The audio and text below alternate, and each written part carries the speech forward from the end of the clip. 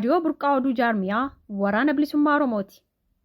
Raadiyoon burqaa oduu jaarmiyaa waraana bilisummaa Oromoo torbanitti guyyaa 3 jechuunis gaafa kibxataa, jimaataa fi dilbata akka lakkoofsa Oromiyaatti sa'aatii 6 PM yookiin akka lakkoofsa Westerniitti sa'aa 12 PM'tti tamsaasa kallattiin waan isin biraan geenyuuf ilmaan Oromoo addunyaa mara keessa jirtan akka nu hordoftan kabajaan isin gaafanna. Kana malees tamsaasa kallattii keenyaan alatti karaa toora YouTube'ii eejansii tajaajila burqaa oduu jaarmiyaa waraana bilisummaa Oromootiinis nu argachuu dandeessu.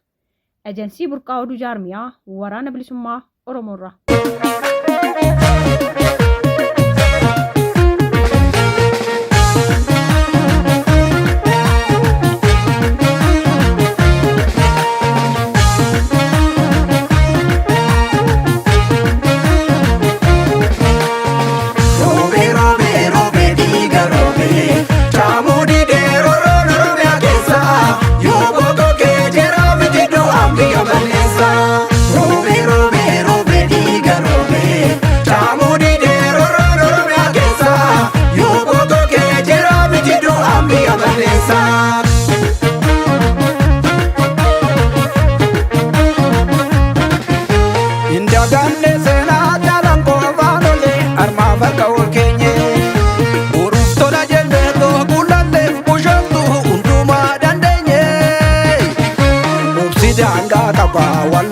Salaletti osoo mormi jiramu ibidda bidda dansa taanul manaramu dhumuuti derakkoo gabbarreetoo lubbuu ennaa booseeyyo wareegamni ilmaan shee maaliif taa'ee cubbuu barriin bara jijjiiree barriin dabarree maalii toluutu nu balleessee dhiigaa dhalattuu cobsee oolaa deemtota qaalii.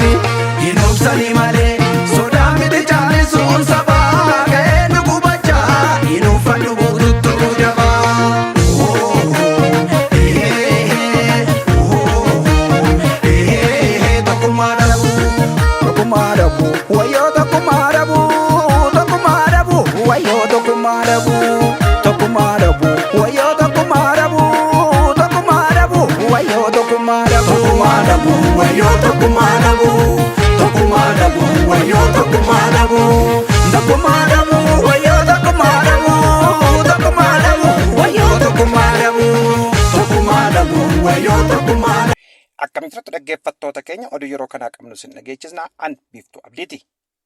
Godina Horroo Guduroo Wallagga Oona Guduroo ganda Hareef tokko ta'anitti ergamtoonni PP namoota siyaasaa kam keessayyuu hirmaannaa hin qabne badii tokko malee hidhata waraana bilisummaa Oromoo waliin qabdu jechuun muddee 11/2024 waajjira poolisii Ona Guduruutti hidhanii dararaa jiran jedhame. Akka maddeen jedhanitti namoonni kunneen badii qabaatanii osoo hin taane maqaa waraana bilisummaa Oromoo deeggartaniitiin qofa akka hidhamanii jiran dubbatan. Haaluma kanaan maqaan namoota hidhamanii Nugusaa Addaamuu, Tirfii Dhaabaa, Nagaroo Raggaasaa, Shallamaa Qannoo, Shankooree Fufaa, Hawwii Darajjee, Damee Bultoofaa akka ta'an maddeen keenya achi nuuf himanii jiru.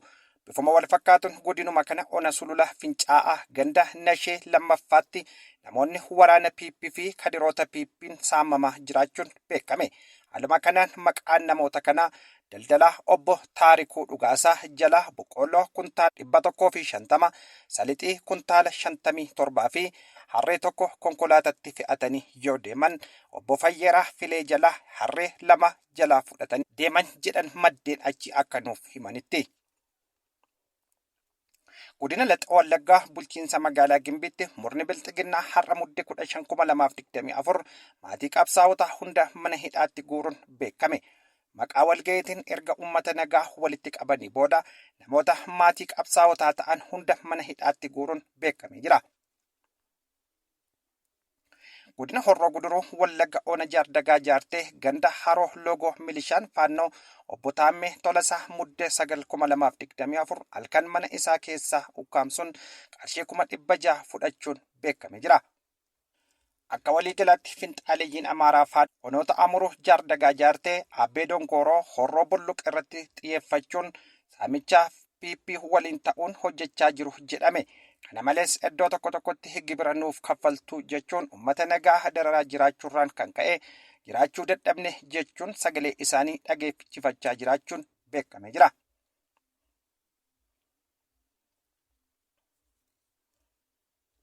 Godina Booranaa Ona Eleewaa ganda Sabbaatti waraanni qaama nageenya ofiin jedhu poolisiin uummata nagaa irratti dhukaasa banuun lubbuu nama 2 galaafate.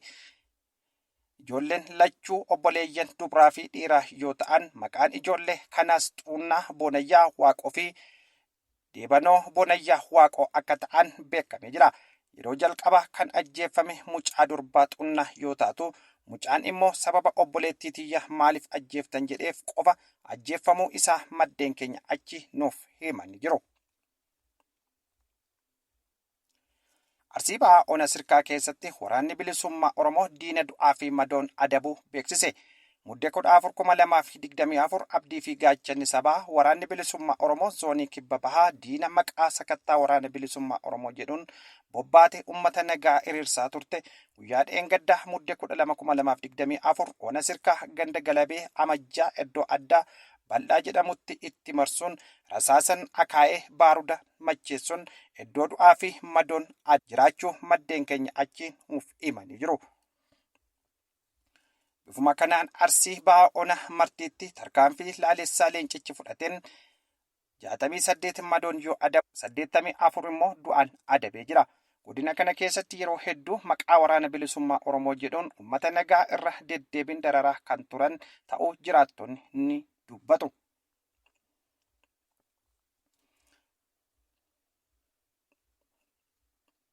Lixa Shaggar Ona Abunaa Gindabarat Araddaa Goorotti lola waraana mootummaa fi waraana bilisummaa Oromoo gidduutti godhameen lubbuun namoota nagaa fi qabeenya barbadaa'eera. Lola guyyaa dheengaddaa muddee 14/2024 Ona Abunaa Gindabarat Araddaa Gooroo iddoo addaa mana baas jedhamutti mootummaan diroonidhaan lubbuu namoota fi qabeenya barbadeesseera jedhame. Lubbuun namoota dirooniin ajjeefaman maqaan yeroof arganne Aadde Shibirree maatii guutuu waliin fi obbo Xibaboo Katamaa kan jedhaman ta'uu maddeen nuuf himanii jiru. Egaan hordoftoota keenya oduun har'aaf qabnu asirratti raawwannee jirra. Qophiilee keenya biroo hafan waliin turtii gaarii isiniin jenna. Loko yaleelisa ngadanga biyya baasaatii dachee biyya baasaatii wababal meeteessa.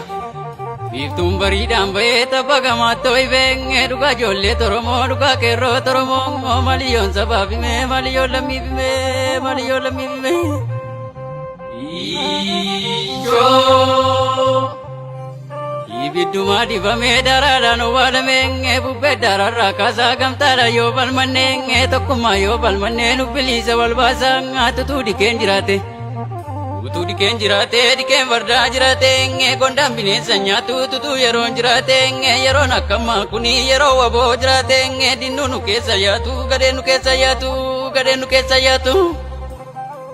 Jajjabeessitu koo isaan duuba gala ilaama Oromoo kabaneessitu koo bishaan buka jala dheerayee sarmee.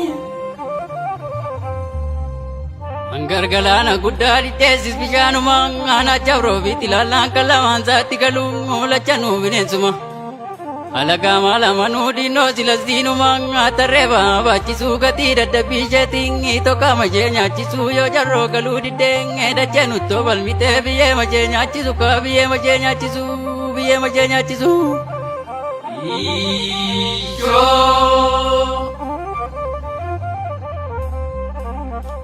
Bararbuun dombii ture waddeessisaatiin hidhaa keenya waansaa wallaallee kana lagaa maal goonaa taadhootumaa dhoomiidha lammiin lammiisaa miidha.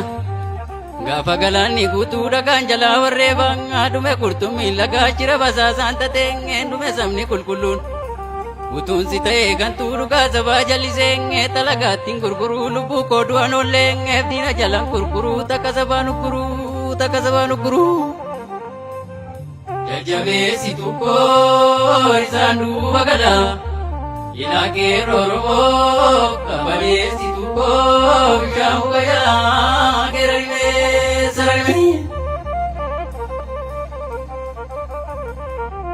Kabannaa'ee bootoluu goota durii gaaffaan diddaa roorroo mul'isuu teebbisa addunyaa beekan yoo lubbuun isaan jiraanne seenaa isaa biyya beekan gudartaa biyya barsu.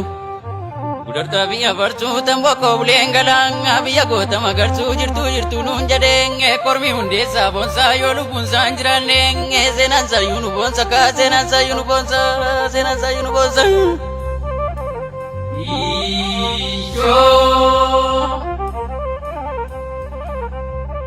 Akka furdina qaamaa mootiin bineensaa marbaa takka keenyaaf falmannee mirga eenyuun nu sarbaa komonyoo muka badda. Komonyoo muka baddaa tarbuu muka baraa naman taane namanii komoo kooduma baddaa tukkee gabaa moriiti. Tukkee gabaa moriiti keenaa fi bangar gidduu jajjabaadhaan yaada bootolee bubbulaa malee tibumaa marguuf jirtu tibumaa arguuf jirtu tibumaa arguuf jirtu.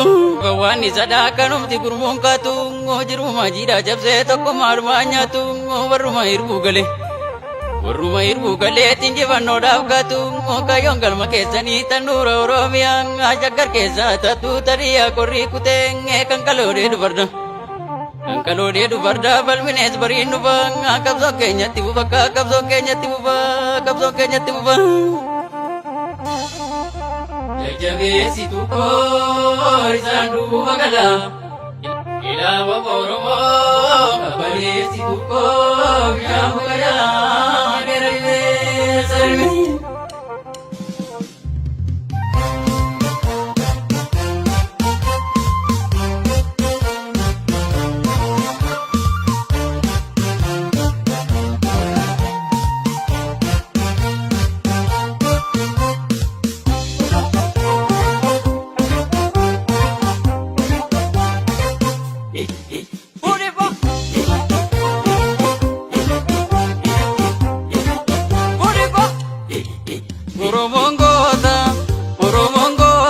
Sambe kudina makam gota Oromoo goota sambe kudina makam gota Oromoo goota sambe kudina makam gota Oromoo goota sambe kudina makam gota Oromoo goota mirgi kan saa sarbamnan Oromoo goota dagaan kan saa jallanan Oromoo goota doodina bittimsa Oromoo goota irrajjetee didimsa Oromoo goota daanii salagarra Oromoo goota weni muka kore Oromoo goota konni oromticha Oromoo goota dinarra yongore Oromoo goota desambe kudina makam goota Oromoo goota desambe kudina makam goota Oromoo goota desambe kudina makam goota Oromoo goota desambe kudina makam goota Oromoo goota me abdi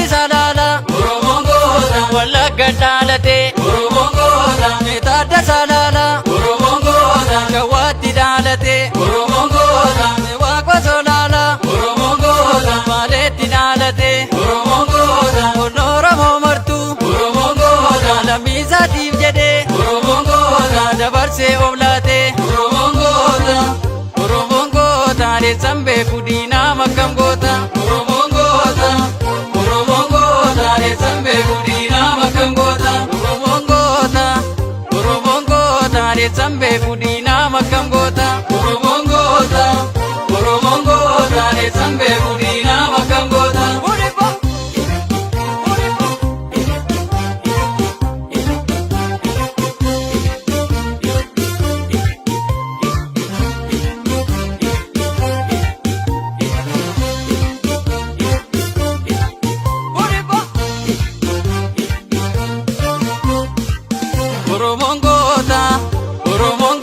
Adeessan beeku diinaa makkam goota Oromoon goota Oromoon goota Adeessan beeku diinaa makkam goota Oromoon goota Oromoon goota Adeessan beeku diinaa makkam goota Oromoon goota Oromoon goota Adeessan beeku diinaa makkam goota Oromoon goota lafa seenaa qabu Oromoon goota biyyaa Bakar Waaree Oromoon goota aanoolee Calanqoo Oromoon goota nama nyaatu Oromoon goota abbeekee baay'ookee Oromoon goota harmaa farkaa muree Oromoon goota ilma abbaa fakkaatu Oromoon goota arrasu gurguree Oromoon goota araamaadhaa gujjaa Oromoon goota gujjaa sheetammaata Oromoon goota sirnaa haqaaqamaa Oromoon goota tooftaa sheetammaata Oromoon goota Oromoon goota Adeessan beeku diinaa makkam goota Oromoon goota Oromoon goota Adeessan beeku diinaa makkam goota Oromoon goota Oromoon goota Adeessan beeku diinaa makkam goota Oromoon goota Oromoon goota Adeessan beeku diinaa makkam goota